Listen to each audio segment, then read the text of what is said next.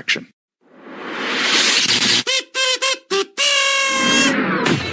You are entering E&C's Pod of Awesomeness. All right, Birdman. Yep, we got a big show this week. We got Tommy's coming in with Tales from the Indies. Your kids, so I'll let you introduce. Yeah, we got Frankie Kazarian and Christopher Daniels. The Addiction, the SoCal Uncensored. You know, also one of their names. SoCal Uncensored. I like that. Yeah. So they're stopping by. We haven't talked to them in a long time. It's going to be a fun chat. We're going to talk some tag team wrestling. We're not going to get into their singles careers too much because then it's going to be a 5-hour podcast. But we're going to have them on separately, so don't worry about that. You just shut your mouths over there, hosers. We know what you're saying. Yeah. All right. So without further ado, big show, long show. So let's get to Tommy. It's been a while. Tommy. Hit his music. Tommy. Tales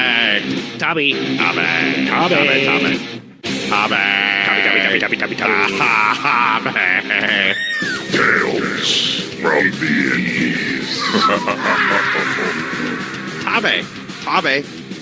Tommy. Yes, sir. Tommy. Sorry, Tommy. Jay was I was like, we got to get to Tommy. And he's like, no, I don't want to get to Tommy right now. And I was like, kept trying to get to Tommy, and he didn't want to. Usual.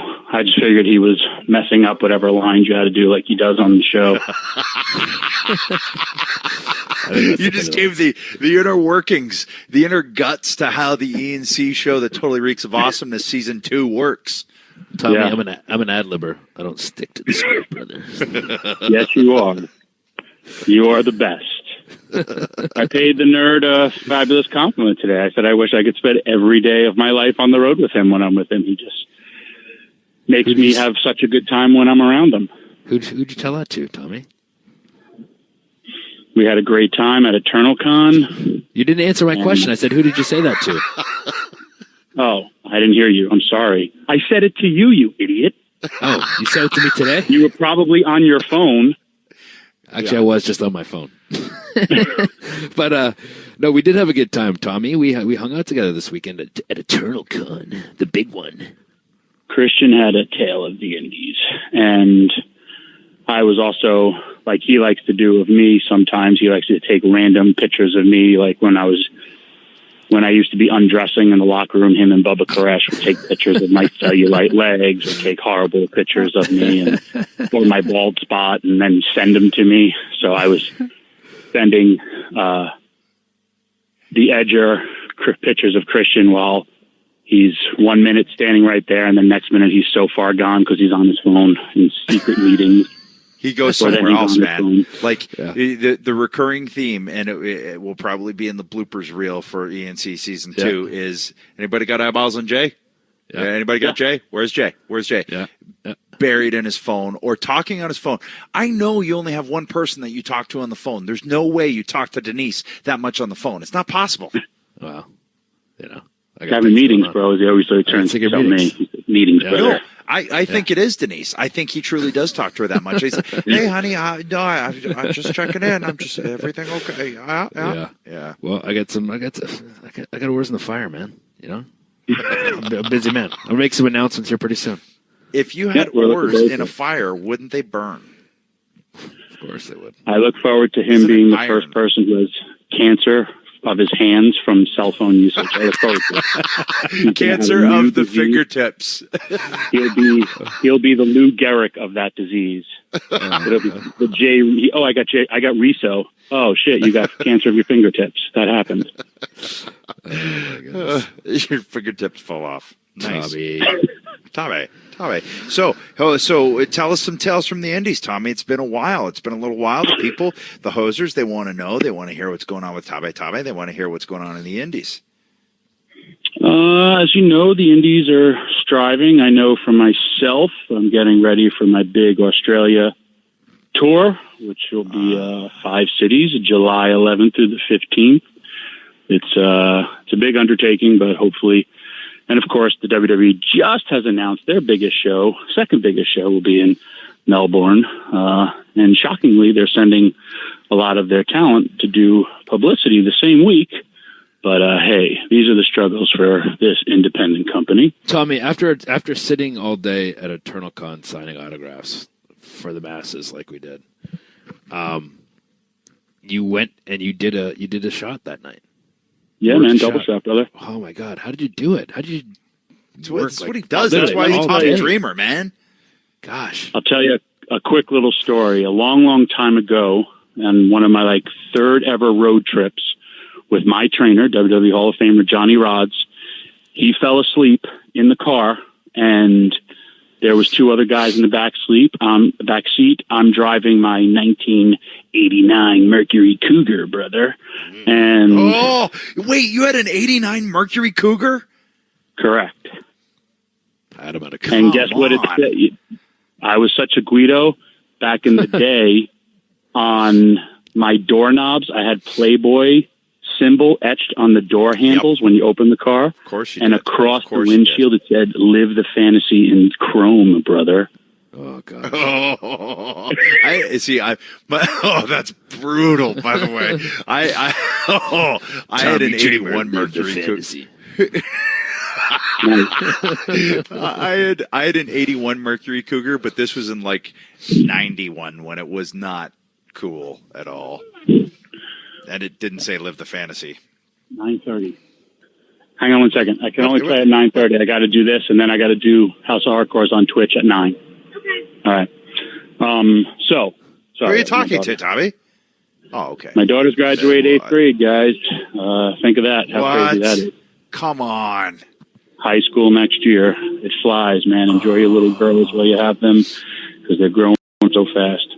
And weirdly, I didn't cry, but I think if they were anywhere near a wrestling ring, I'd be bawling my eyes out. I can't function in the real world. Put a wrestling ring there, I cry.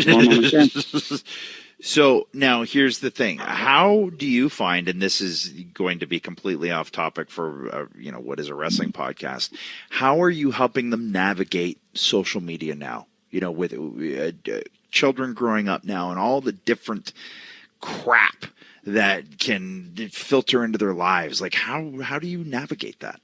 I'll tell you what, and it was actually, Adam, it was your lovely wife, Beth. When I sent you the guys of my daughter once dancing and me walking in, she's like, she's such a little girl. Keep her that way. And my daughters are my best friends. I talk to them about everything. My one daughter actually gets really weirded out when people say something to her that they know from my social media. So my daughters only have Snapchat. That's it. And actually only one of them has, because the other one had gotten punished for a bad grade, but she actually will get it back now that she just graduated. And they have Snapchat, and Snapchat is all the rage for kids, I guess between 12 and 17, 18. And you could do Snap talks, all that stuff. But at the end of the day, they hand us their phones. Beulah probably goes through it. I trust my daughters very, very much. And back when I was saying about Beth, for Father's Day, besides them getting me a barbecue, which was awesome, they played with their dolls, when I tell you, for probably 4 hours, and then had a doll beauty pageant that I was the judge for. And that is just, and then we played, just now they're asking to play Mario Kart Wii. When I'm home, I'm very, very involved in just you're being their friend as well as you're being their father. They went to their first dance was last night, and I said, "Did any boys ask you to dance?" And ew, no, Dad. So I was like, yeah. That's cool. So yeah, that's real life. I think, well, and that's good to hear, especially the fact that Beth was involved in trying to keep some semblance of sanity in terms of the girls. How do you do that and all of those things? So, and I think of my little parents. Bit of a sidebar there, folks. But yep, how my parents raised me, and I'm sure you guys were raised the same way. I met Adam's mom, and it's, if I didn't get good grades or if I didn't do something, they would take wrestling away from me. When we took Snapchat away from my one daughter, she just excelled back into school. And, so now she has Snapchat for the summer.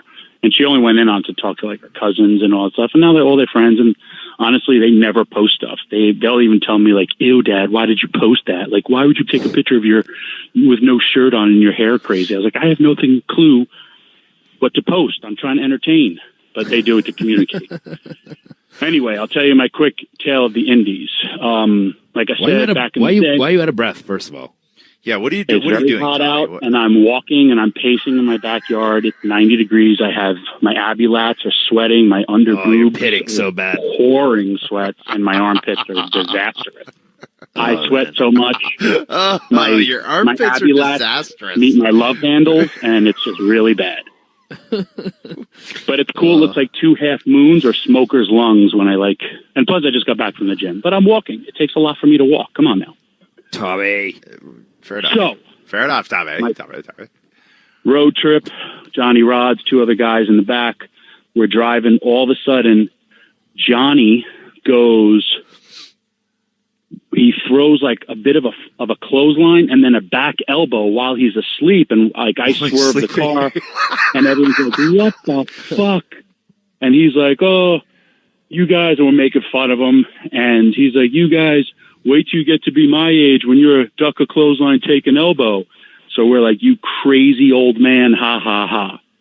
So I had one of Bubba Koresh's and my students, Gio. He actually helped with Christian's line and the whole day during EternalCon, taking pictures, taking his money because he's a great kid and he has a real future in this business and he's doing it the right way, how we teach.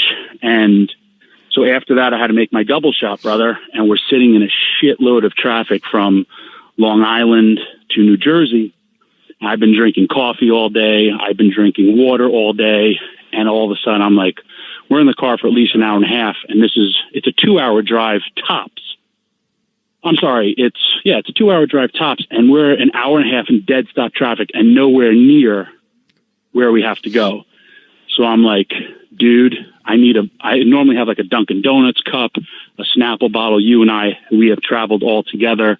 You know my affinity for enjoying peeing in bottles and cups. Snapple fits me perfectly. Big gulp makes me feel really small. Oh, Jesus. I'm now with my 20-year-old student, and I'm like, dude, I can't hold it anymore. I'm going to piss my pants. So he hands me a water bottle, a regular water bottle with the little, regular water bottle. So now I'm trying to drive, navigate, and urinate, which I'm a master of. And I'm like, Gio, look away. So he's turning his head as I'm now peeing in this, I think it was like a Poland Spring cup. Now, here's the one dilemma for Fatty Dreamer. I'm wearing jeans. And if anyone knows, when you have to urinate in a car, the jeans, I don't know what it does. It cuts off the base. And I'm like, it pinches you off. Come on, man. Totally. You know this. And I'm like, oh, dude. And he's like, I can't believe you do this. I said, trust me, bro. When you get my age, you'll be doing this all the time. So I had a quick little flashback of like Johnny throwing a clothesline and hitting me with an elbow as I'm driving for this poor kid, Gio. And I'm doing the lift up in the car to make sure I got every bit of it. When I go, all right. So then I put the bottle in my cup holder, and this poor kid is like, ugh. So then when I lift up to pull my underwear and pants over, dude, it looked like I ejaculated urine all over the place. It went one stream to the right, one stream straight up, all over my windshield, and one stream all over my forearm. Poor Gio had to see that, and I was just like, sorry. And then I told him my story, and then he was like, oh my God, I think some of it got on my arm, and there was like a little bit dripping off the side of my car. And he ducked like it was acid and was trying to move away from it. I was like, in my glove compartment, there's napkins, get me that. But it looked like I literally peed all over my steering wheel. Yeah, Tommy, that was my tales with the Indies. Wretched individual. Jesus, Tommy, just a vile. We should have not. You had to make the town, brother. We should have. How many times? First of all, how many times have I driven with you guys, and I would be peeing, and you guys would just either be sleeping or not even caring. Or Jay wouldn't do that because he's a bit of a weirdo germaphobe, and Adam, you'd just be unconscious, and I'd just be peeing. I'd punch you in the stomach. That you would. And I would be asleep talking about music, fall asleep for 15 minutes, and wake up mid-conversation. Correct. The it was exact so point weird. that I left off. Yeah. And that's where really came in from. Really? I asked you a question. I told you, we responded, and then I told you something kind of shocking. You just kind of dozed off, and I was like, I'll just keep driving. Then out of maybe 50 minutes later, you woke up and went, really? Like, that happened? No. And I was like, you're a maniac because you were asleep. Yeah, my mind never stops. Good. So what else? What do you guys got going on? Jay, got any appearances? You got any Tales and News? We're going to be doing another one soon, I hear. Who? Me and you? Also, by the way, every time I do an appearance, Jay tells me how much more money I'm making because I'm there with him.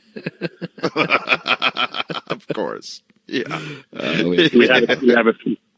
And I swear to you, like a long time ago, and I really want to do it, I would write down like a bunch of stuff after every weekend, like what happened with Jay, because I think he's the most interesting character ever.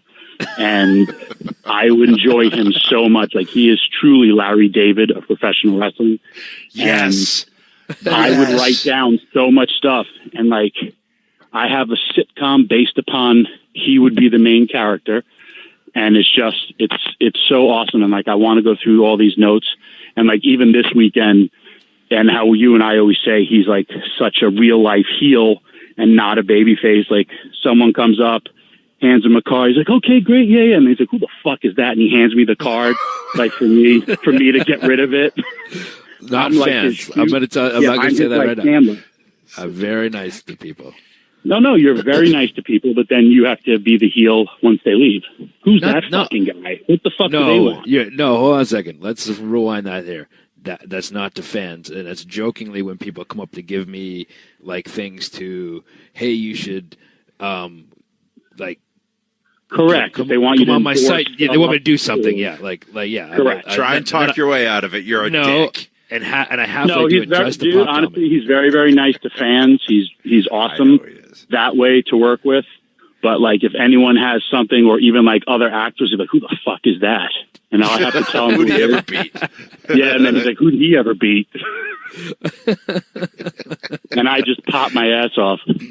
Some person like hands him a bookmark. Hey, you should look at my site, and then tweet it out. He's like, oh, okay, great, yeah, talk to you later. And just hands it to me. Like, he's looking around to like throw it out like it's burning his hand. And I'm like, just give me this. And then I put it in my bag, and I have to get it. But that is the perfect, and I know we've used that analogy before, but he is Larry David. And for those of you listening who don't know who Larry David is, watch Curb Your Enthusiasm.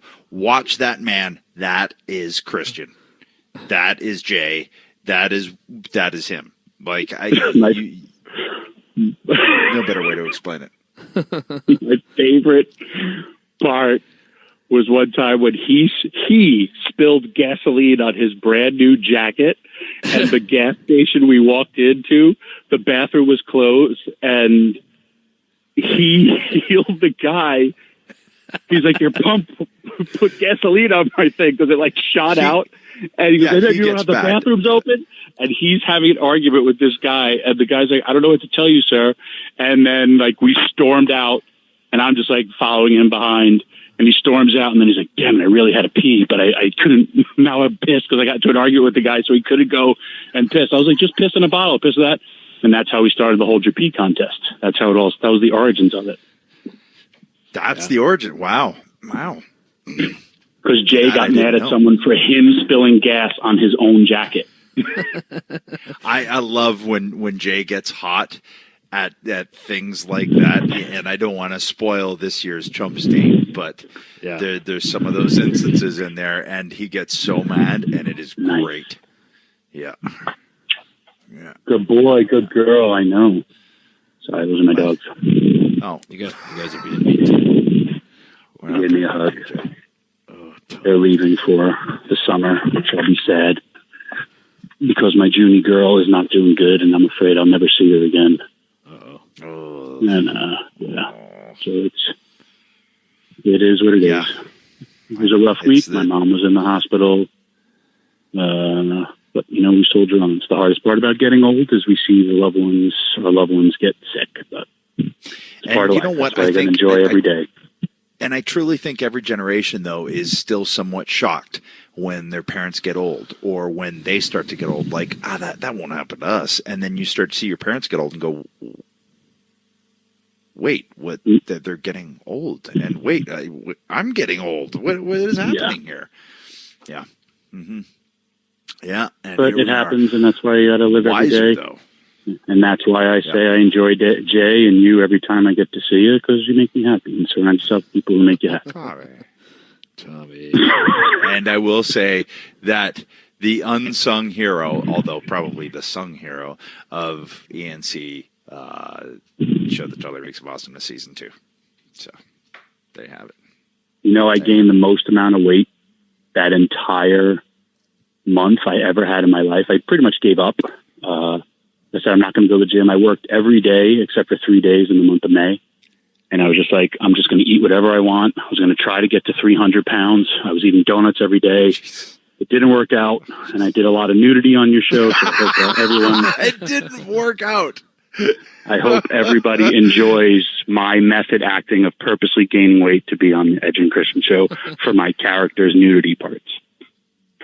Well, I gotta go on Twitch now. How's Hardcore's on Twitch? Oh, okay. You gotta go. You're on Twitch. Tabby Twitch. See you guys. Love you. All right. Tabby, go to Twitch. Tabby Twitch. All right. Tabby Twitch. Love you. Tabby Twitch. Tabby. Bye, Tabby. Yeah. Well, that's one thing I didn't realize is that, from eating out in restaurants, because we were filming and then we get back and I put on 15 pounds, dude. Did you really? Yes. You know what you needed to do? Do what I did. Don't eat till 2 o'clock in the afternoon. How do you do that? I don't know, man. I don't know how I do it. I get in my own head. But I didn't put on anything. Well, anyway, we should probably talk about this week's guests. That's right. For the show, because we had Tales from the Indies. We have Tommy, but everybody loves Tommy being on the show, so Tommy's there. But this week, your gets. Rhino was my get last week, so this week I'll let you spout away. Preach about your gets. Yeah, we got the members of SoCal Uncensored, as they're known nowadays, brother. Frankie Kazarian, Christopher Daniels, a couple guys I go way back with. So it'll be good to talk to them and see what they got going on with the Ring of Honor. And good dudes. Let's catch up with these fools. At Buffalo Wild Wings. Whoa, wait, you're starting or I'm starting? Yeah, I'm starting this thing because I'm so excited to admit that at Buffalo Wild Wings, they often go overboard with their limited time offerings. They just can't help themselves. Right. Take their new signature sampler for $15. You get wings and 3 shareable options like fried pickles or cheese curds. And you know how I love to throw fried pickles in Tommy Dreamer's face?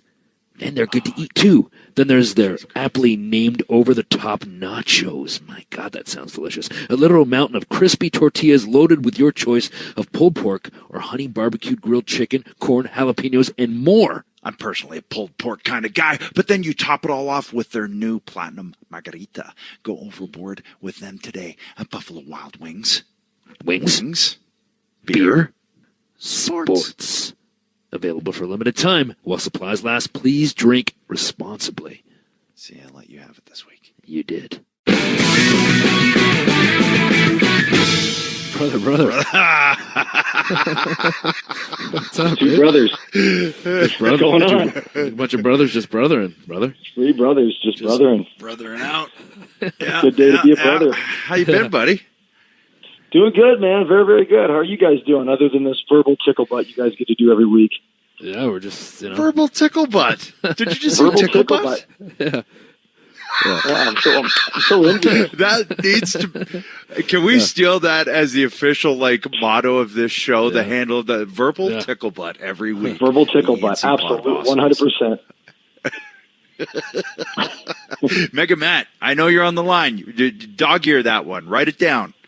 Verbal tickle butt, check. Verbal tickle butt. I'll make sure to mention it. Yeah.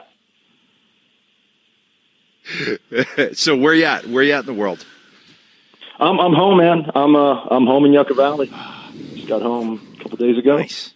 Yeah. A little bit of time off. So yeah, man. Just how's the band going? Catch up. Good, man. We got gigs this weekend. That's why I got to go rehearsal tonight. So we got a couple gigs all weekend, and then next weekend back to do TV for Ring of Honor. So just home catching up on getting there and all the husband duties and all that nonsense. Yeah. Fatherly duties and all the Yeah, man. All the pretending to be an adult stuff. All that stuff. Hey, but before we talk about Jay and Denise, talk about the band a little bit. Talk about Vex 10. Okay, well, yeah, Gutter Candy. I'm actually in two bands. This band, the band I'm in, Gutter Candy, is a lot more active. We're gigging a bunch. Okay. Like and it's like an 80s and 90s tribute. It's stuff I grew up listening to. It's all we mostly covers. We do a bunch of originals as well, but we do like a bunch of Motley and Poison and Guns N' Crew, a bunch of Cure and Alice in Chains and some Nine Inch Nails and some Van Halen and just fun music that drunk people like to listen to at the bar.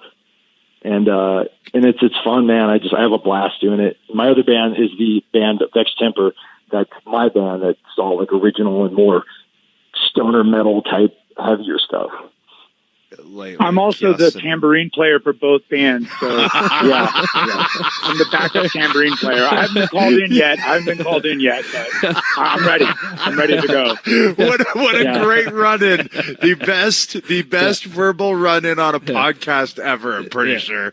Yeah, the tambourine player that's been kicked out of both bands for his rapid drug use. And, so it's excessive appletini drinking. It's like, right, it became such a problem. We just had to let him go, man. Even though his tambourine playing is top notch. Like this is the first I've heard of it too. So this is breaking news, as far as I know. Like no one told me I was out, Yngwie but apparently I'm Malmsteen out. of tambourine. You're out of both the bands. Sorry, bud. Yeah. By the way, Gutter Candy, what a wicked name for a band. Yeah. Right. It sums it up. It's disgusting, just like us. It's just filth. It's all about filth and excess and Brother Candy. Good old times. Brother Candy? Yeah. That'd So be our brother tambourine Candy. player on the outs. Yeah.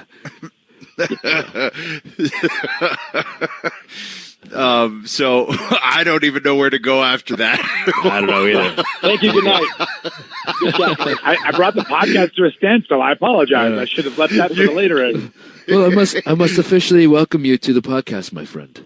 It's thank you so much, my friend. It's very nice to have you here, my friend. I shall be my sending friend. you a red wine, a bottle of red wine, my finest red wine. It should reach you in 4 to 6 years, my friend.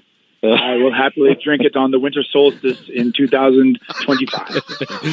Yeah, we've had this ridiculous inside joke that absolutely nobody would find funny except for me and CD, because we were at when we were in TNA, we used to go out and grub quite a bit after, and we were like Carrabba's or something. Carrabba's. We're at Carrabba's, like not the finest Italian cuisine, but it's pretty exactly good. It's good, right? Like, I mean, it's not God, I hope legit. Carrabba's isn't a sponsor. It's not, Right. don't worry. All right. Yeah. They aren't now. It's no Buffalo Wild Wings, let me tell you that. Good God. Oh, boy. They are a sponsor, so that's why I'm saying that. Right, But but B-dubs, as we call it on the street. But I've heard the promo. so we're sitting there, and this guy came up, and he was the waiter, and he was talking to us with like an accent. And CD sat beside me, and I was like, is it just me, or is this guy gimmicking this accent? And you're like, no, I think he might be working on some sort of accent, like some sort of like acting gimmick or something like that. But he was like very like. He was almost above working at Carrabba's, like with his presentation of everything, and he was very formal. Like, and he had basically had told us that he was going to bring us a bottle of wine, and he kept forgetting it, and he was very polite about it. And it's been this running gag for us for years. It's, like I said, not funny to anybody but us, but that's he enunciated everything like one syllable more than it needed to be. And then the wine literally came and my like friend, an hour and a half after we asked for it. And then, and everything was my friend. I'll get that wine for you soon, my friend. Yeah. I'm like, hey, my friend. The elongated my friend. Yeah. You sure the guy worked there, or was he just like a guy in a white coat that was wandering Yeah, it around? might have been. Like but every now and again, like vagrant, maybe even sometimes, like we haven't talked to each other in like months or something like that. We'll just randomly get a text saying the bottle of wine is on its way, my friend, and it'd just be random like that, but just something stupid. But this whole podcast is that, so it's not like this story is out of its depth here. Like, you know what this podcast is? This podcast is verbal tickle butt. There it is. Exactly. Verbal tickle butt. It's and tambourines. Oh, man. Tickle butts and tambourines. That's a good name for a band. The perfect musical accompaniment. Yeah. Here's something that people may or may not know is that one Christopher Daniels, one Fallen Angel, was actually me when I wasn't a conquistador. I was going to go there. He was Dose. He was Dose. I was Dose. Yeah. You know, I have a story about that as well. So I got a call when you guys were masquerading allegedly as the conquistadors back in the Attitude Era was never days. verified. And I got a call from one Rick Bassman out in California. And he had asked me if I was available to play the role of Conquistador Dose if, big emphasis on if, Chris Daniels wasn't able to make it. And I said, of course, I'm looking for any type of payday or in I could get, brother. Because Chris, I think, had something else going on. But that son of a bitch, Chris Daniels, was able to make it and ruined my chance. And so there you go. I juggled some things around. Little did I know that I was taking stuff from Frankie. I had no idea. Whoa. No, Chris actually had previous obligations, but he found out that I was in contention to take that spot, and he canceled everything to do that just to screw me. I have that on good authority. He's like, screw that. I want to wear a gold one piece. Right.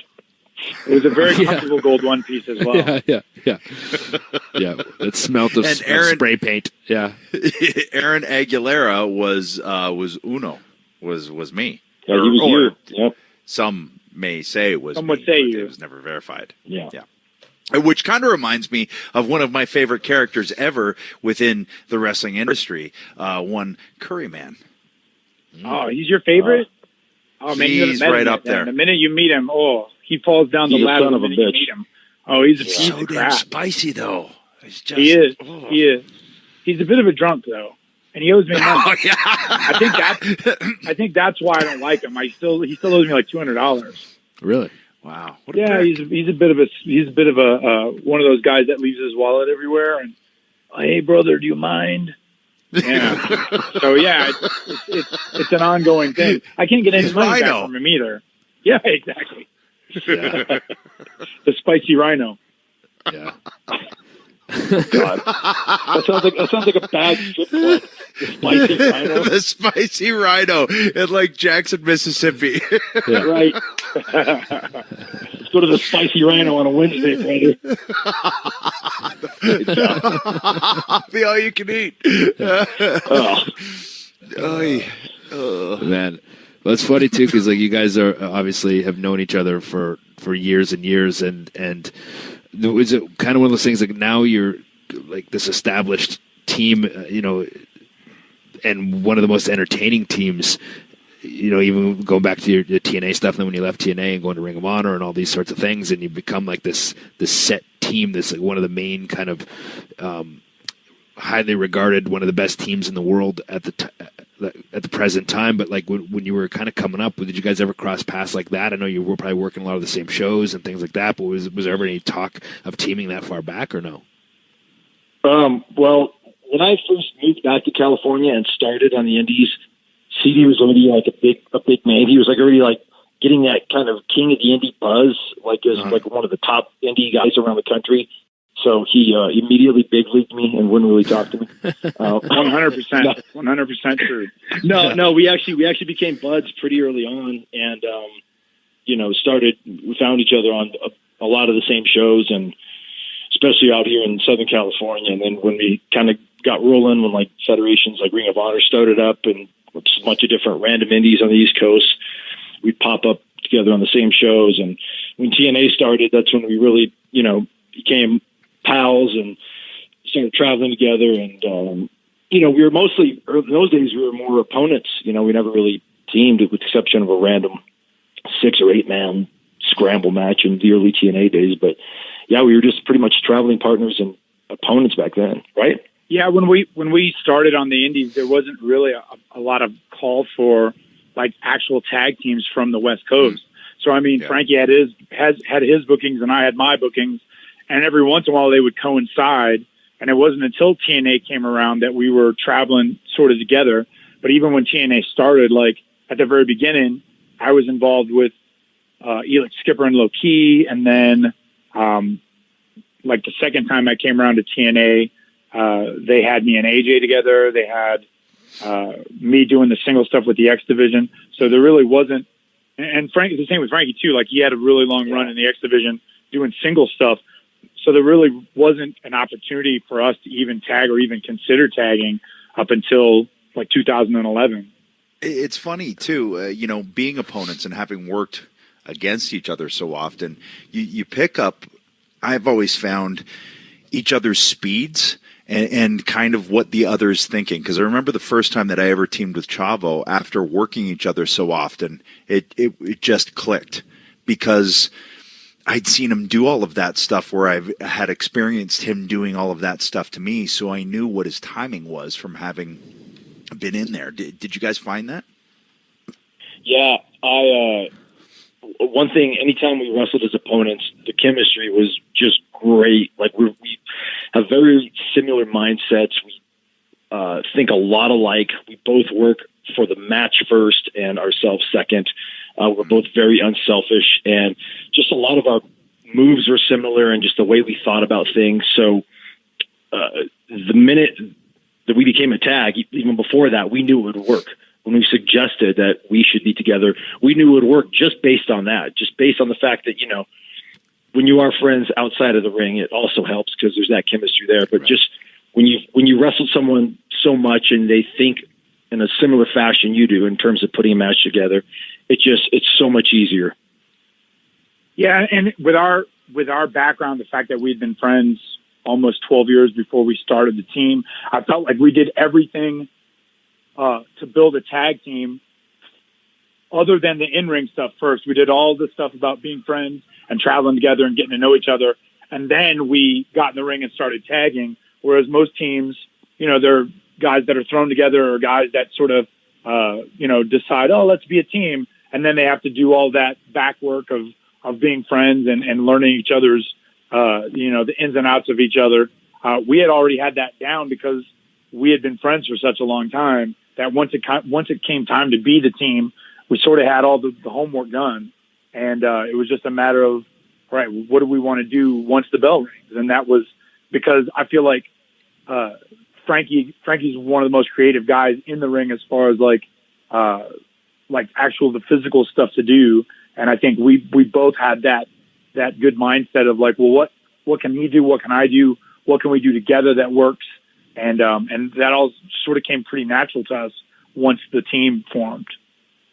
Well, I think also too, what you guys said is, in order for a team to be successful, you have to put the match first, because once you start trying to put any one performer in a team first, it's just not going to work. And you can always tell when teams gel, and it's because of that. It's that shared mentality of, okay, this is tag team wrestling. We are a team. In order to make this work, we have to look at this the same way, not just for ourselves in a solo capacity, but as a proper team. And I always appreciate when I see, teams come together and make it work, a la the Hollywood Blondes or pick a team like that over the years, and that's what you guys have done. Yeah. And it's one of those things to where, like, even if we have disagreements, and we do, it's not, my way's right and your way's wrong, or vice versa. It's, I think it's this way. I think it's this way. Okay. They both work. Let's pick a path and commit. And it's always, it's not ego or anything. It's always, I think this is best for the match. I think this is best for the match. And it's like, a lot of times it's like, well, you know what? You're right. I'll give in. And, it's that way's right. And it's just that creative synergy that I think really helps, when you have a good team. I think that too. Good like word, brother. When you said, like you said there, there's the thing about this, like they're artists in a sense, right? Like there's creativity there, and everybody has a different way that they like to create their art. So yeah, it's cool to find that common ground, and it's not, like I said, not coming from a place of I'm right, you're wrong type thing. It's just the people have different views of how to get to a certain point in a match or whatever it is, or a point of what you're trying to tell story wise. So it is, sometimes you get better ideas coming from kind of two different ideas meeting, right? Something different can be spawned out of it completely as well. Right. 100%. And also too, 100%. One of the things that I found working with Frankie is that, like, neither one of us, if when we have those disagreements, it's never just, I don't think that's good. It's always maybe that's not the best way. Let's try this. There's always alternatives. It's never just, I don't like that, and then end of sentence. We've always got different ideas. If we have different ideas, there's always options. We're always like, well, what if we did this, rather than just, I don't like that, and then leaving it to one guy to try to figure out how to make both guys happy. We're both in there throwing out ideas and sort of bouncing them off each other. And a lot of times it's not even just one guy who comes up with it. It's one guy starts an idea and then the other guy adds to it, and it ends up being a true collaboration when it's all said and done. Right. I was just going to bring the analogy back to like a band. It's being in a tag team is what I have always kind of pictured a band being, and this melting pot of ideas and clashes of ideas and egos and making it work. And sometimes, it doesn't. And sometimes when it does, it really, really does. That's exactly where I was going, because I was going to go back to us talking about being in a band and writing and creating a song. It's all to benefit the song. It's all, I think the bass line should do this. I think we should throw a chorus here. It's all just ideas. And honestly, there's been times where, for whatever reason, I'm just kind of mentally checked out or fried, and I'll tell CD, I'll be like, hey man, I don't really have much today. And there's been times where he, especially when he had the world title at Ring of Honor, he was busy doing a ton of media and didn't really have a whole lot of time before the match and was just swamped with other obligations where, I would kind of do the lion's share of putting a match together. And, and he was very thankful, as I am to him, anytime he does that when I'm in a similar situation. Well, there's the trust factor, right? And exactly. Having worked together and against each other, okay, I know I'm in good hands because I'm busy, being world champion and stuff like right. that. But it really, that band analogy is really, really interesting to me, because over the years, you've seen so many bands split up, whether it's due to, I don't know, take a pick. And I've always just really been fascinated by the bands that, even if you have a rotating drummer, a la Spinal Tap or whatever it is, the bands like a Pearl Jam or that have just stayed the course, or Metallica, and how they are able to, throughout the years, adapt and change. And again, that's what you guys have done, because let's go through both of your histories and what you guys have done, whether it's teaming, whether it's singles. You've pretty much done whatever there is to do in terms of what you can accomplish. Like, what else is there left to do besides, hey, we should team with each other. This could be badass. Yeah, and us teaming came at a perfect time in TNA, especially because we were both kind of like, Chris had just finished a feud with AJ. Fortune had just broke up. I was basically, my role in TNA was dude in Fortune that breaks up fights with his friends. I was doing nothing except for, I was the guy that would run down and try to separate AJ and Chris and go, we shouldn't fight, we should be friends. Pretty sweet role. Can't believe the crowd wasn't behind me as a baby face, shocking. But it's just, the timing was perfect. And like, they literally, I mean, not that they'd had nothing for us, but they didn't have anything as good as what Bad Influence would become, certainly. And one of the interesting things too about that timing was also at that point, the real, like the top to bottom tag teams in TNA at that point, the two biggest ones were the Motor City Machine Guns and Beer Money. And they had also, Beer Money had just split up, and the Motor City Machine Guns had split up because of injury. So in addition to them not having anything really for us, they had lost what I saw as like the top level tag teams, the ones that could be in the main event. And so it was like there was a hole that needed to be filled. And I thought that Frankie and I think we both thought that together we could fill that role and not just succeed as a team, but succeed for the company as well as being this top level tag team that could main event against any guys in the company. I think too, with when you get that kind of scenario, it opens up so many different fresh matchups too. Because I think back when they said about Ray and I teaming, I was like, oh man, what can Ray and I do with these guys and with these guys? And I've never really worked these guys before. Like it really just opened up so many horizons, is what it felt like. Yeah, I agree with that. And CD and I were lucky enough that when we got rolling as a team, we basically became the tag team in TNA. Because, like you said, Beer Money had broken up. Motor City Machine Guns, I think Shelley had just left, or Saban was hurt, and so basically we were forming teams at first to go against us, whether it was Kurt and AJ or Ken Anderson and AJ, and eventually they brought in Chavo and Kevin Sean, and then they put James Storm and Gunner together. So we kind of that whole year of 2012, we were the one constant tag team that they could build around.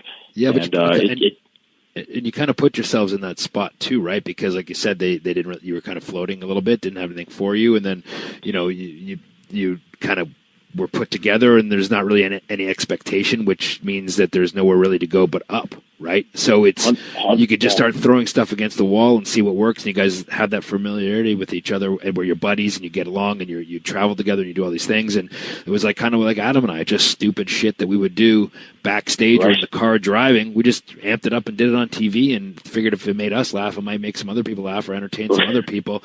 And it was kind of like you guys were doing the same thing, right? Like the Throwback Thursday stuff where you guys were coming out in the Zubaz and all that other stuff, and like dressing up like people, like just doing stuff, like just fuck it, let's entertain some people. But when we get in the ring, we're badass. We can go when we can make people forget about the funny stuff when the bell rings.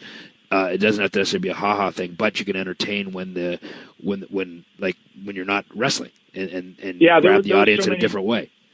There were so many things that were done on television basically because one of us said to the other, do we have the balls to do fill in the blank? Such as, do we have the balls to wear kilts on television? Or do we have the balls to dress up in Zubaz and wrestle in Zubaz? And of course, the answer is always yes. And so, that's basically was the foundation of Throwback Thursday, whether it was the actual throwback wearing the Zubaz or doing the kilts or doing the Legion of Boom or dressing up like Siegfried and Roy when we were in Vegas. Like all of those things happened because we basically challenged each other. Hey, do we have the nuts to get on television looking like this? And the answer was always 100%. Yes, we do. 100%. Right. We do. Yeah. And the good secret to that is we never told anybody, including the office, what we were doing. When we did the Zubaz, we were in Gorilla, and I remember Al Snow looking down at us. He's going, well, "What is that? What the hell?" And I'm like, I don't know why Al Snow's a southern. Yeah, no, it sounds like the worst Al Snow ever.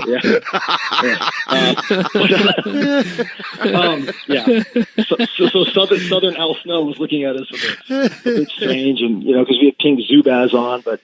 I remember being in Chicago and walking the same thing to Gorilla, and we're literally painted up like Hawk and Animal. And Bruce Pritchard going like, "Guys, what are you doing?" And we're like, "Right, Chicago." He looked at our legs, he looked at our tights, and he thought it read Legion of Doom, and he said, "You guys can't go out there with that. That's copywritten." And I had to point out that it was actually Legion of Boom. And then he was like, and then he threw his hands up like, "Well, I got nothing." And then he walked away. It's Chicago.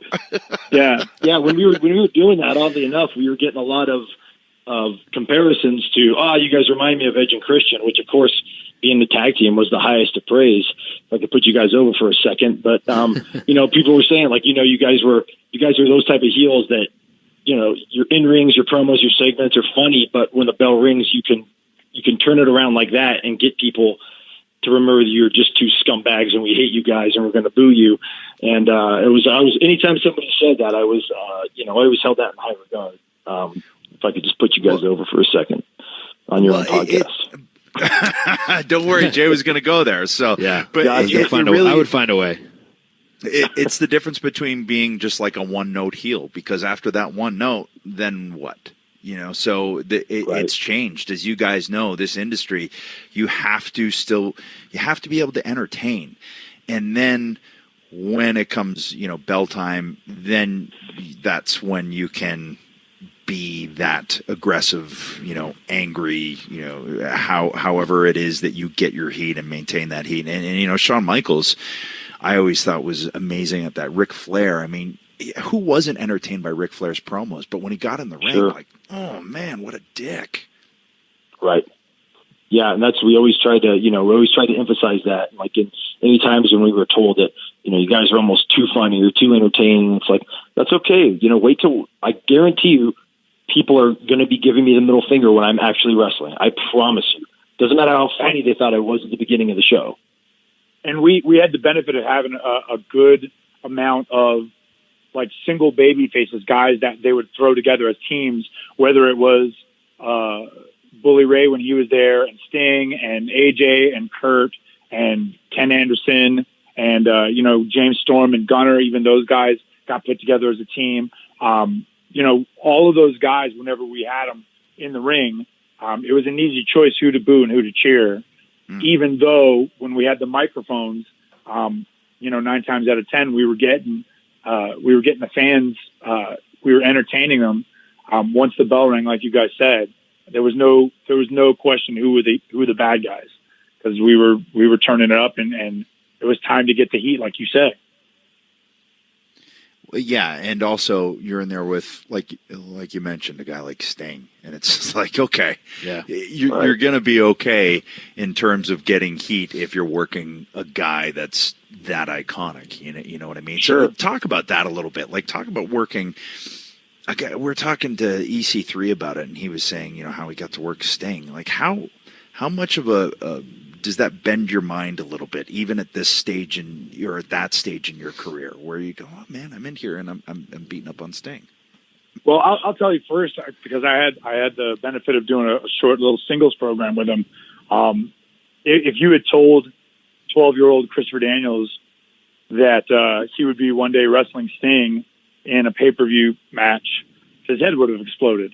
But I think one of the big thing for me, the thing that I took as I guess the most complimentary out of it all, was whenever we would get together with someone like Sting or even Kurt, they basically treated us like equals, and they basically said, I trust you guys, whatever you want. You know what I mean? They never lorded their experience over us. Like, they treated us like we belonged in the ring with them. And, and that, to me, it was a great sign of respect for them to give us that. And I feel like we earned it too. Like, we got in the ring with them, and they knew whatever we did, it was going to be the best for business, and it was going to be, we would get the heat when we needed it. We would put them over when we needed to. They knew that we were doing business the right way. And so, I felt very comfortable knowing that whenever we had to wrestle those guys, they were going to be, okay, whatever you guys want, we're good. We're good. We trust you.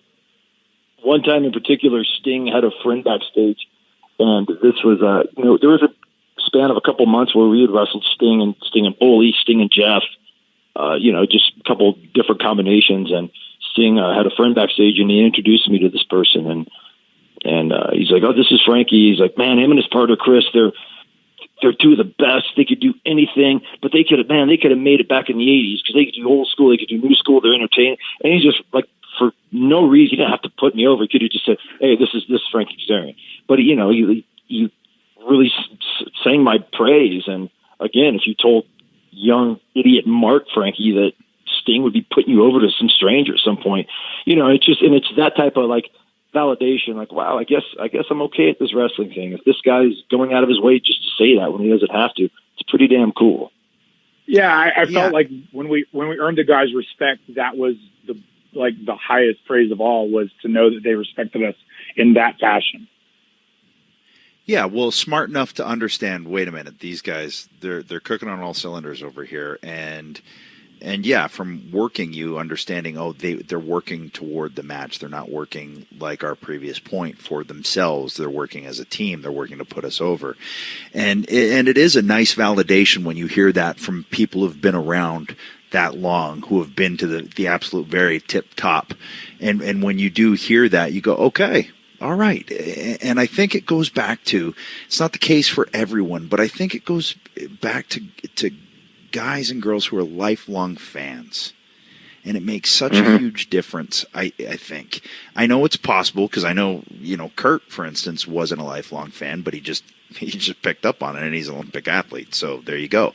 But it really does help. And I always find that the lifelong fans at least get it quicker and understand that aspect and element of it, like the working toward a match and what your role is in it. Yeah, I was one of those, was and I am a lifelong fan still, obsessed, even to the point now where I'm in this weird Royal Rumble phase, and I can't stop watching Royal Rumbles from the 80s and 90s, much to Chris Daniels' chagrin every night. One after another, after another, like literally. Yeah, this last loop, it's like late at night, and I'm like, all right, 1992 starting, you ready? And he's just like pillow over his head, turned over, just angry. Enough bushwhackers. Yeah, exactly. Yeah, I'm popping for stuff I've seen hundreds of times, literally. And but yeah, like I was that kid that was obsessed, like just complete tunnel vision, pro wrestling, WWF, and nothing else mattered. So that when I get that validation and it's that full circle moment, it just means so much more to guys like us than it would maybe someone that was a football player that, fell on difficult times and decided to become a wrestler or a power lifter. Yeah, and no knock on that. No knock on it. Right, not at all. Yeah, just is what it is. Yeah, I've always thought that the best wrestlers were the ones that were the kids watching wrestling on Saturday mornings. And I mean, you mentioned Kurt and another guy who came into it late in his life was Ken Anderson.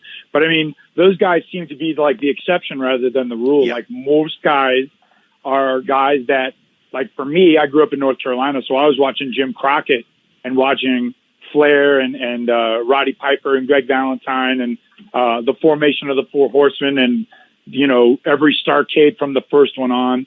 And like, I always tell guys now, I feel like the best wrestlers are the ones that remember what it felt like when they were kids watching it and try to recreate that feeling for the fans now in their own work. If they can figure out a way to get that emotion that they felt as kids to be experienced by the people that are paying tickets now, those are the guys that have the most success in my eyes.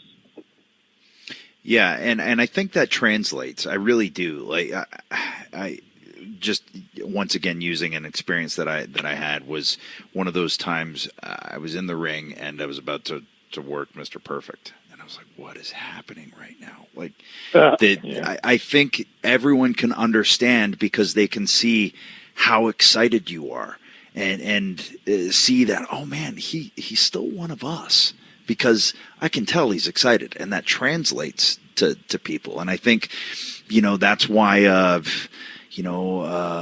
Becky Lynch or why a Daniel Bryan and why those people have that connection with the audience, that it's just there. And I find that as fans, like we all are and were, and there's a lot of stuff in the old think tank up there that you can borrow from things you've seen in the past, angles, moves, ideas, and put new spins on. I think we have the benefit of all that, knowledge and all that, those hours spent watching wrestling, that it just gives us an even more solid foundation to pull from, be it in promos or in matches or moves or ideas for angles. Well, and just from pure reps, like how long have you guys been working now? Like each of you, what do you add? I just hit 20 years. I'm 25 years. And Frankie, you're 45 years put together.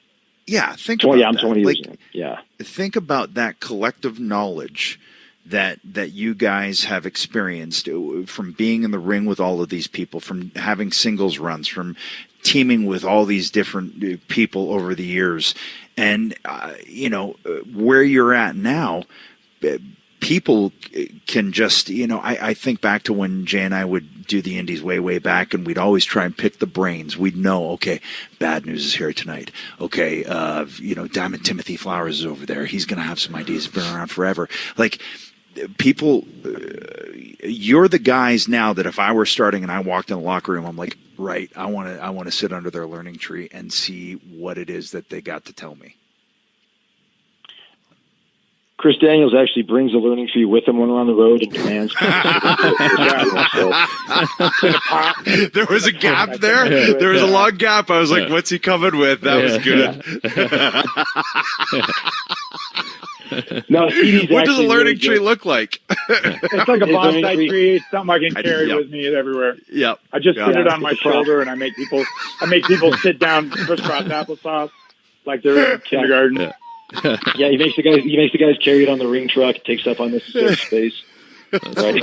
I take a monocle, I put it on my eye, and I tell everyone, "Be seated, class." Do you wear the Planters peanut hat too? Yeah, I can. Yes, and a bow tie, but no shirt. Nice. And nothing else. Of course. Yeah. Of course. Gross.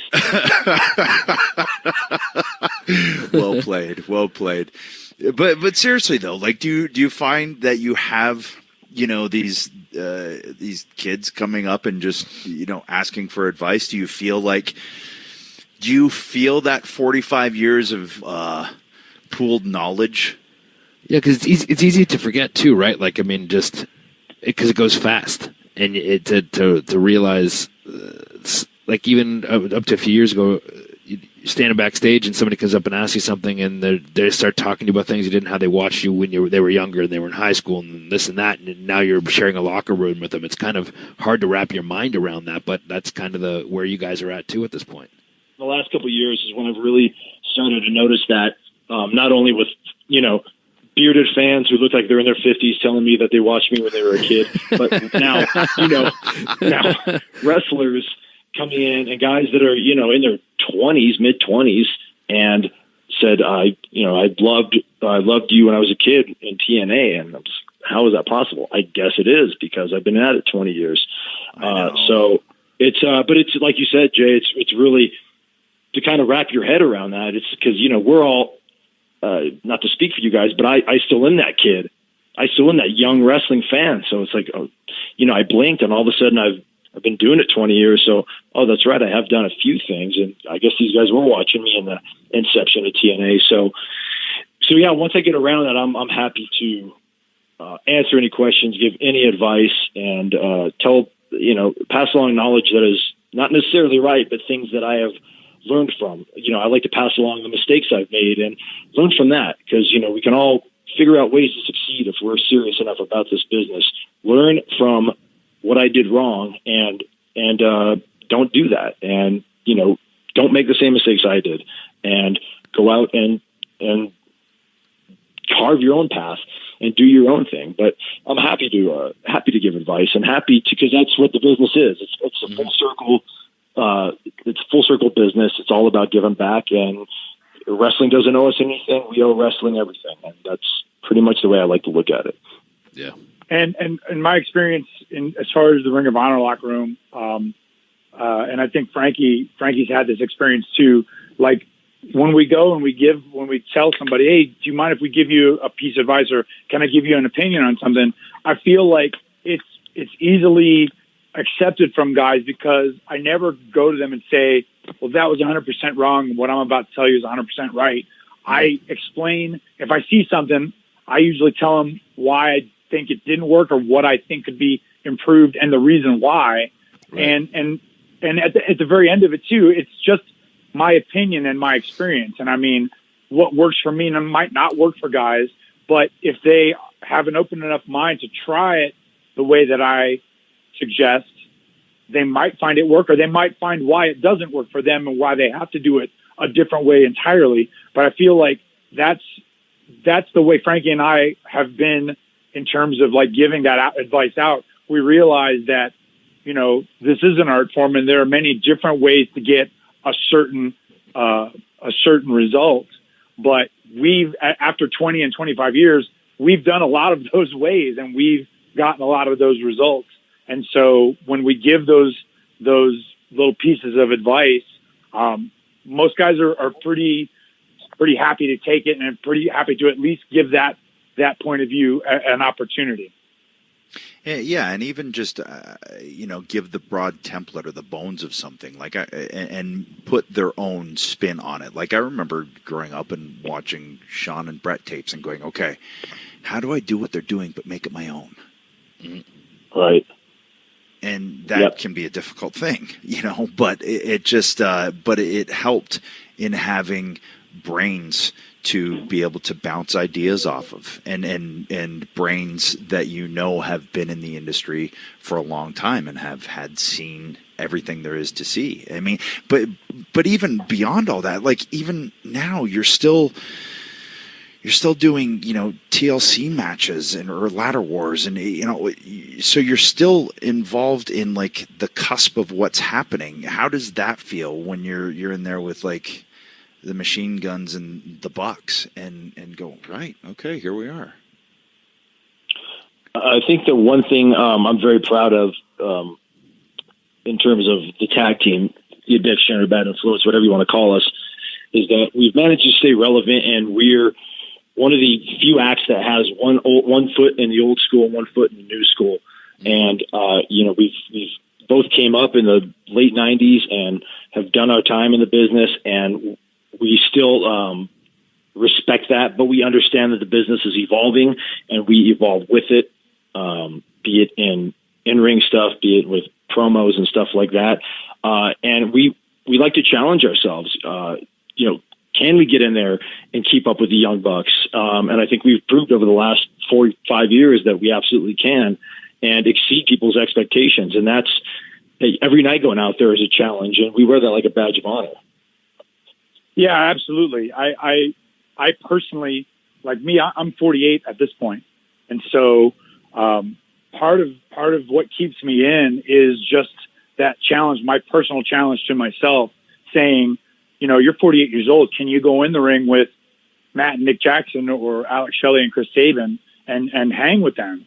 And I keep finding out that so far the answer is yes. And that's what keeps me motivated, is knowing that, Frankie and I standing across the ring from those guys or from any of the teams, any team that's worth their salt in the independents or in Ring of Honor, we can go in there and have a good match with them. And knowing that we can go out there and make it worth the fans' while to pay tickets to see us, that's what keeps me motivated. That's what gets me up in the morning and working out by 8 a.m.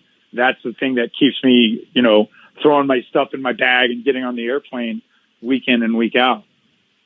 Well, that and not just well, that too. not just getting in and doing a Tennessee two-step. Like you guys are in there, like that. CD, that was a rough match. Like I was watching it and just going, oh my God, like you were busted. And just, I mean, at any point did you feel 48 in there? Because you didn't look it. Honestly, no, man. I remember, like, and I've watched that match back a couple times, and honestly, like, we didn't wrestle the next night, but if you told me I had to, I would have been fine, because part of like the adrenaline and the energy and the satisfaction of knowing that Frankie and I went out there and put on one that I think people will be talking about for years to come, like that had that fire in me just burning hard. And so, yeah, I didn't feel it. I was banged up, but not so badly that I wouldn't have been able to wrestle the next day. And yeah, we got our asses kicked that night. That's the truth. But I mean, that was sort of the mentality. That was what we sort of signed up for, knowing that this was the match we were going to have, and being, the quote unquote heels in that situation, we knew that it was our turn to get our asses beat. And so, all the stuff that we came up with that looked brutal and was caused blood to be shed and all that stuff, it was stuff that we sort of came up with, and we're like, all right, well, can we do this? Yes, we can. And it was another one of those, do we have the balls to do this? Yes, we do. So yeah, I mean, I was 100% fine with that. And I think it's all different limits. Like, we all have our own limits. And I just don't think Frankie and I have found ours yet where we'll go, that's a bit too much. You know, I haven't found it yet. I'm sure Frankie hasn't found it yet either, or else we're going to stop doing this soon. No. Yeah. Well, and that's just it. You know, it's like when you do stop finding that, I think that is the time too. And it's cool to hear that you guys haven't, you know, and can still find new and fresh things to keep you motivated. Yeah, that's it too. I was just talking to somebody, a young. I'm over here in London, and I was talking to somebody over. I went to the show that was over here at Royal Albert Hall, the UK tournament, and I was talking to somebody there too. And it's like the goal is to have the perfect match, but nobody's ever going to have it, right? Like, because the everybody's their own worst critic, and that's the goal, and that's what keeps you motivated and keeps you going to try to have that match that feels perfect and is perfect. But you know, I would say nobody really feels like they've ever had that, right? But that's what keeps you going. That's what kept me going anyway. Yeah, I like you said, we're all our own worst critics, and I have several matches I'm incredibly proud of.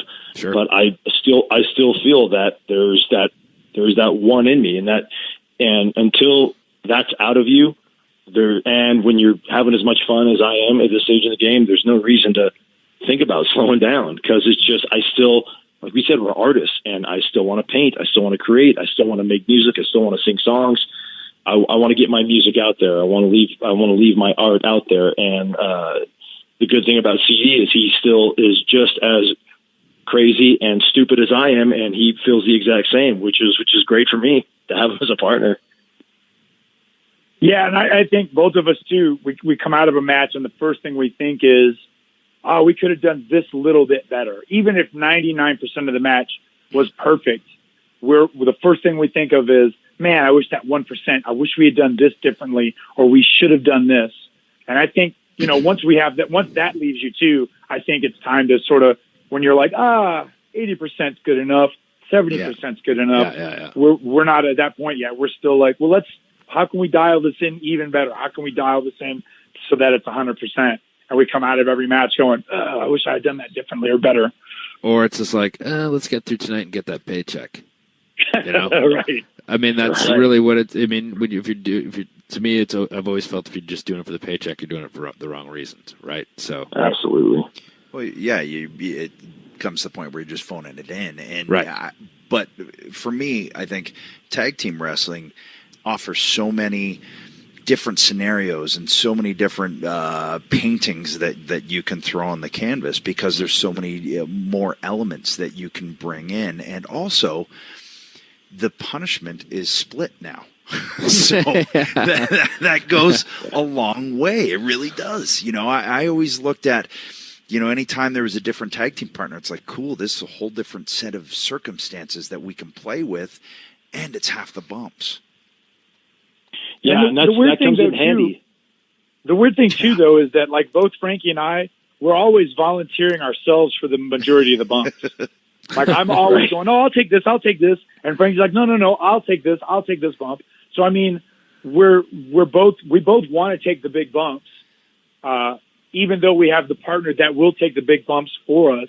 I mean, so I think that is going to be a reason why we go even longer still, is that we're both crazy enough and we're passionate enough about it to want to be the first guy on the line, rather than going, all right, man, I did the big stuff, you do it today. We're both always like, no, I'll do it.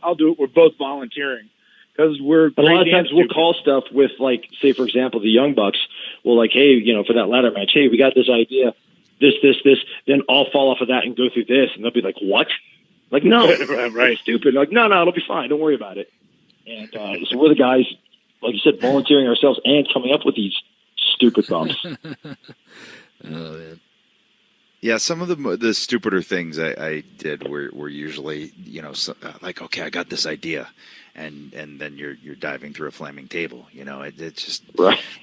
Right. It's what you do, I guess. I don't know, but so you know, where do you see, like, what What do you see now that excites you? What teams, what opponents, what is it that keeps you like going, all right, cool, that's the next challenge, or that's the next team I see coming, and they can be the ones that can kind of continue to push that mentality? Well, I think it's tough. It's tough being under contract with Ring of Honor because we're sort of limited to the guys that are coming in and out of the Ring of Honor locker room as far as like the teams that we can work. So, I mean, it's always cool if we look on the sheet and our names are across from the Young Bucks. That's a guaranteed good time. And, the four of us work so well together now at this point, it's almost a night off. But I mean, it sort of depends now on what, the next generation of guys that are going to come up through Ring of Honor as to who we're going to be working with next. And that's sort of a mystery. It all depends on who gets that opportunity in ROH and who's going to stick around. But I mean, at this point on the independent scene, you look at guys like Pentagon and Ray Phoenix. You look at guys like Jack Evans and Angelico. Like those are teams that if they had the opportunity to come to Ring of Honor, I feel like Frankie and I would be the guys sort of first on the steps to sort of welcome them to the company. Okay, so here's a different twist on this, and I've been asked this multiple times over the years. I'm sure Jay has, and you guys probably have too. Set up your dream tag team match. You guys against. Man, that's such a tough one. It's so tough because there's just the different. Chris grew up in North Carolina. I grew up in California, and all I got out here was WWF. So if you ask me, it's going to be like, God, it has to be the British Bulldogs, or it has to be the Hart Foundation, or it has to be the Rockers. But then as I got older, I was like, wow, it has to be the Midnight Express. Throw Legion of Doom, throw Edge and Christian. It's so difficult to answer that, but it just really is. Like I'm too selfish to have one answer, I guess.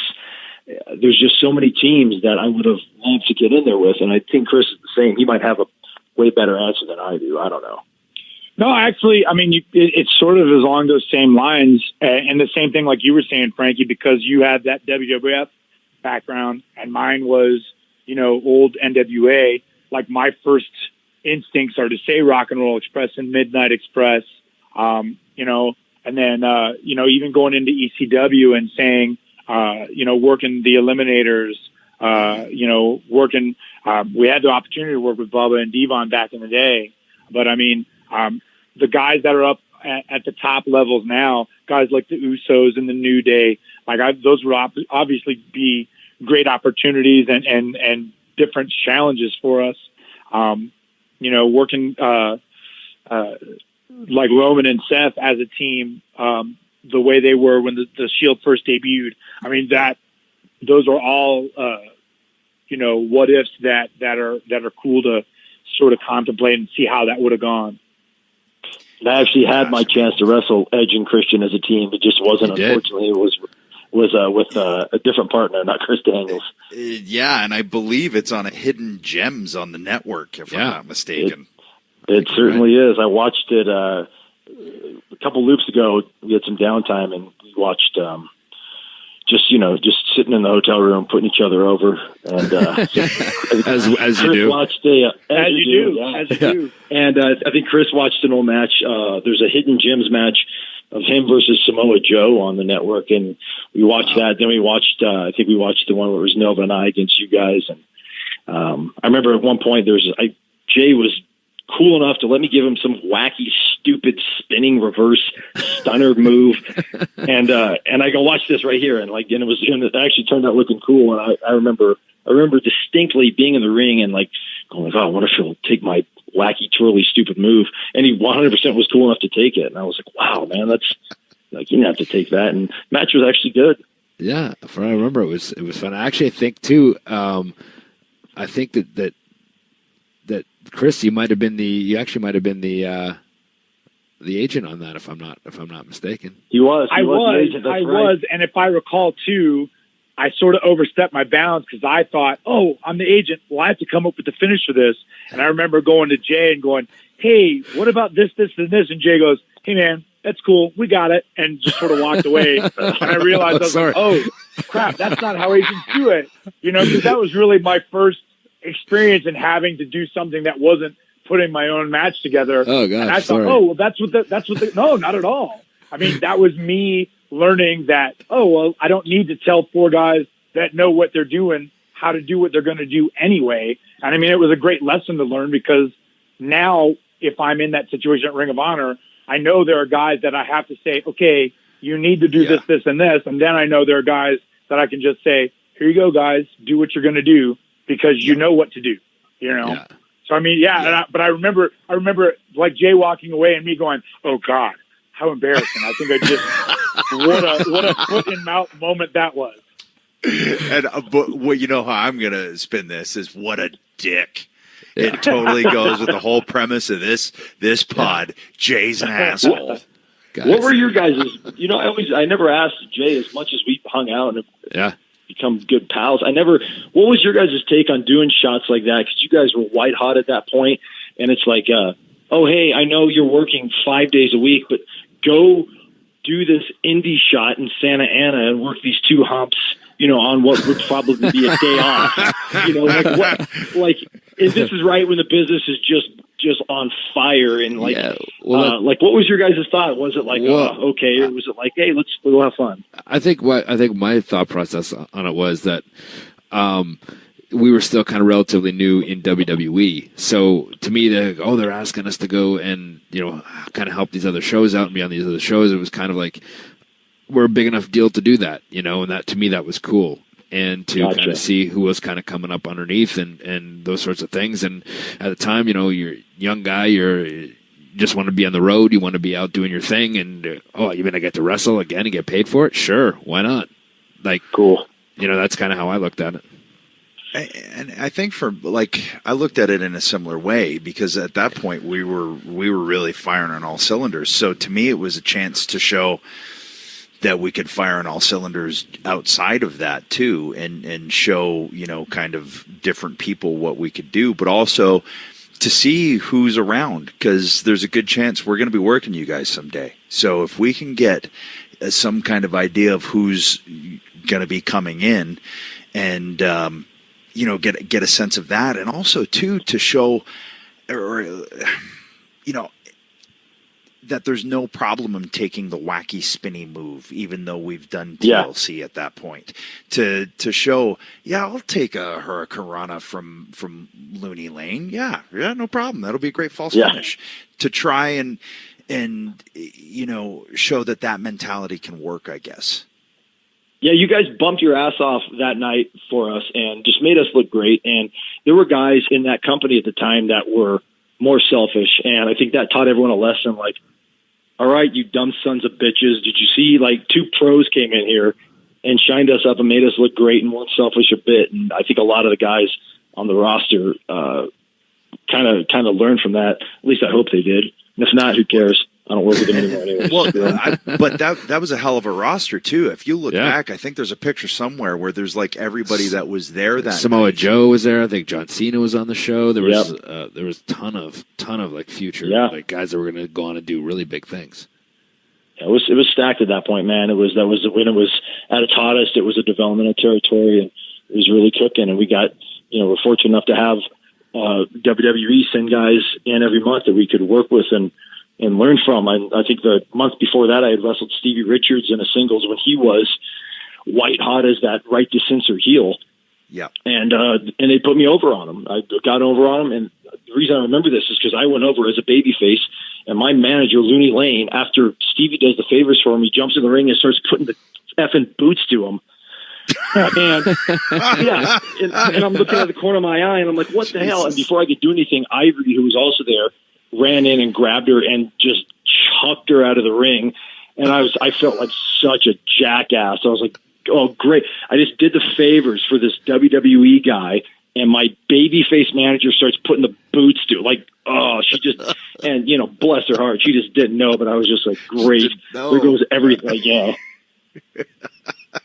But that's also a good point of, like we talked about earlier, how there's going to be a whole crop of people that are learning from you, from being in there with you. And that was an instance and a promotion at a time where that was also how I think Jay and I both looked at it. It's like, okay, we're up there. It doesn't mean we're perfect by any stretch of the imagination, but there might be some things we can teach just from working in the broader sense and in front of a larger audience with more eyeballs, and how to translate that, and that's one of the first things I remember after working my first WWF show was a house show against Bob Holly. And when I got to the back, Razor Ramon was standing there, and he said, "Man, kid, you're really good. You just got to learn to work in front of 10,000 instead of 10. I was like, oh, yeah, all right. Yeah. That was huge. Light bulb moments, right? That's what you're looking for. Yeah. Is light bulb moments. Yeah. Come to Jesus moments. Yep. Yeah. Yeah. Listen to us, a bunch of 4 grizzled vets just grizzled sitting here chewing grizzled. fat.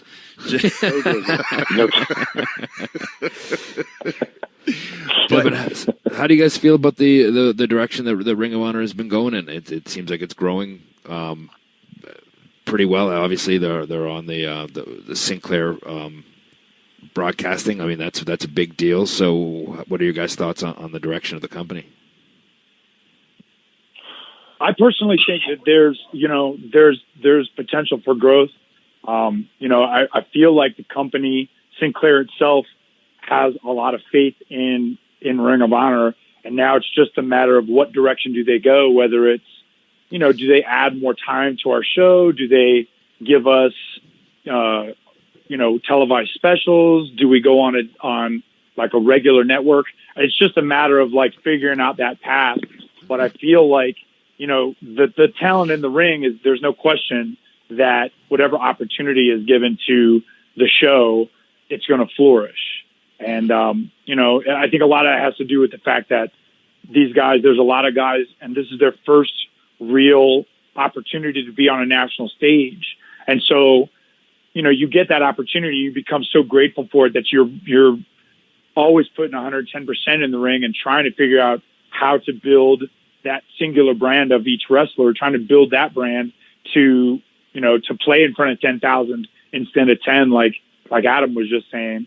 And, you just get that group of guys that have that same mentality, and you can't help but, have a positive outlook towards the future. Now it's just a matter of what can the company do to sort of point us in the right direction in terms of like our growth. Well, and Ring of Honor has always been one of those companies to me that's been on the front lines in terms of honestly setting the tone of what is going to be the new style, the new I don't want to say fad, because that means it's passing. But, you look back through the years, throughout the history of the company, and they're really ahead of the curve in terms of what the audience is going to gravitate to going forward.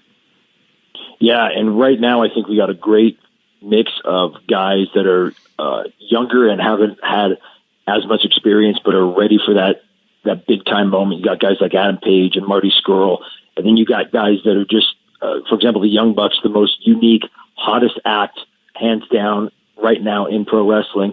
And you mix guys like Chris Daniels and Frankie Kazarian and the Briscoes in there, and Jay Lethal, guys that bring that experience, and throw in also a crazy Cody Rhodes who has lived the WWE life and done that and can bring that. And you just got a good melting pot of a bunch of different factors that I think is going to continue to make Ring of Honor a must-see product.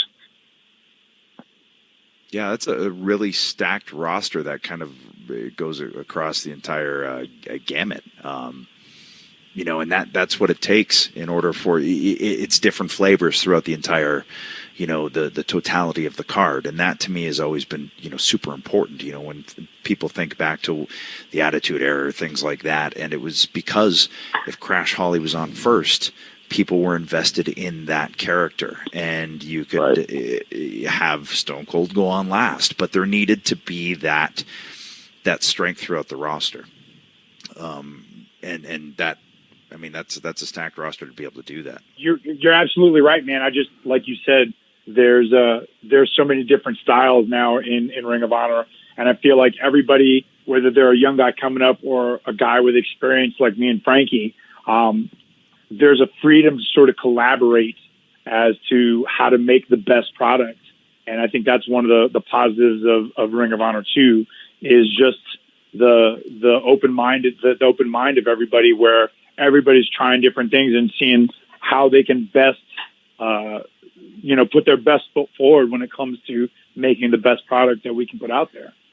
And it seems to me, and I could be wrong, but it just, to illustrate what I think, it seems like there's more freedom there to be able to just throw things at the wall to see what sticks.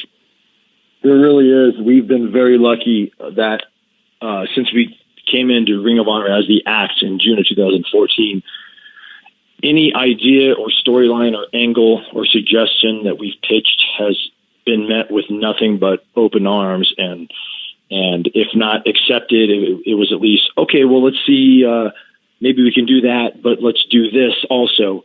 So we've been very lucky to have that creative freedom and to be able to voice our opinion, and to just to have the trust with the promoters, the bookers, that we do know what we're talking about. We do have some ideas, and we're doing this to help the company.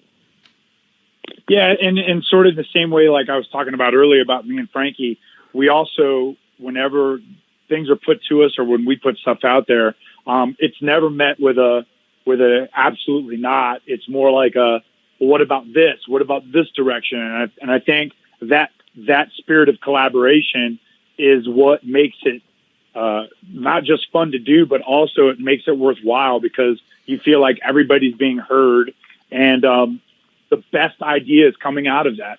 No one's trying to get their idea over because it's their idea.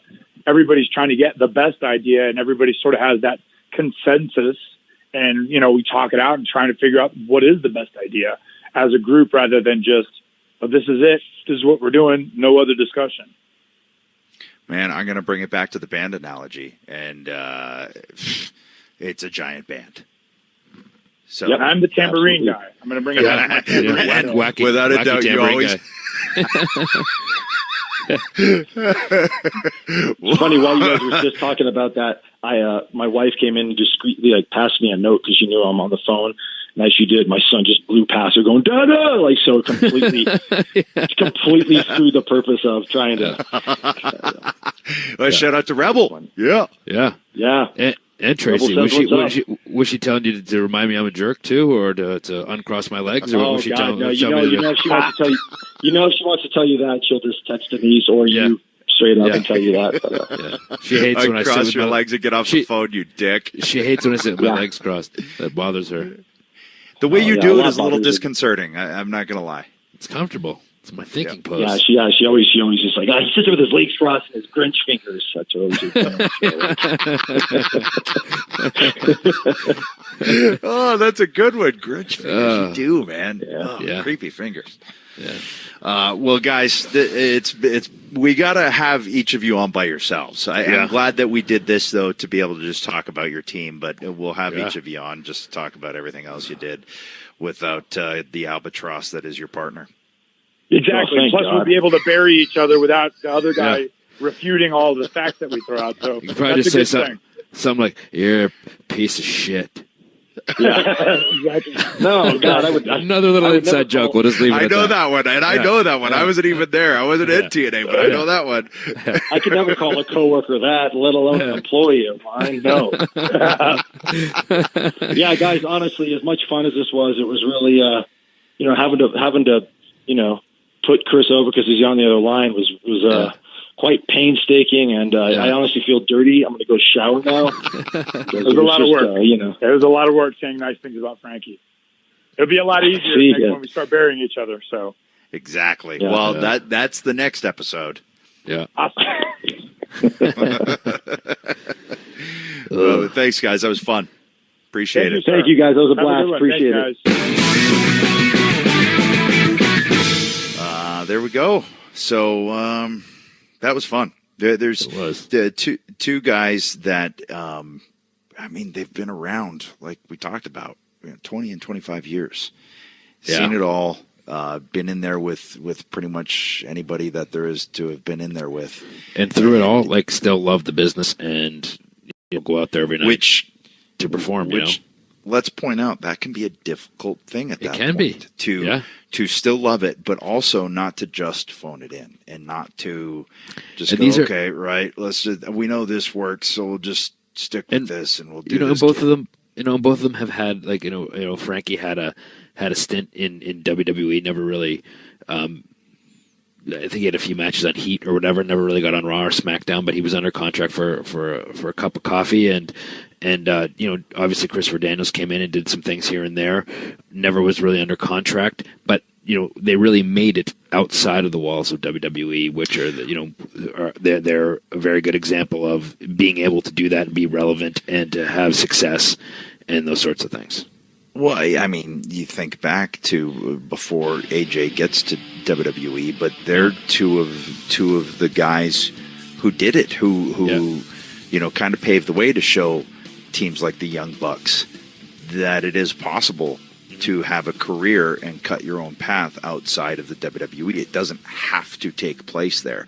You can still ply your trade, be amazing at it, put together an amazing body of work without it being there. Yeah. Agreed. Yeah. It was good catching up with them, man. I haven't talked to either one of them in a little while. Yeah. Good friends, good dudes. Just fucking thinking about slapping your ass and jumping off here. Okay. Yeah. We didn't have any mentions of you slapped my ass for a long time, and it was a bad thing. Whoa, a bug just came at me, and I hit my microphone. Did you hear that? Yeah, it is. I mention it now. All right? Great. Slap that ass and getting off the podcast, that is. Oh, we talked some tag team wrestling. We talked about a bunch of stuff, and then you got to go start talking about slapping my ass. Yeah. Well, it's also, we're recording this, and it's 3 o'clock in the morning in London, and I'm running on fumes, so... Oh, there it is. There's the truth of it. All right, fine. He's got to go, and that's what he does for you hosers. So he's a dick, but he's at least a hard-working dick. What?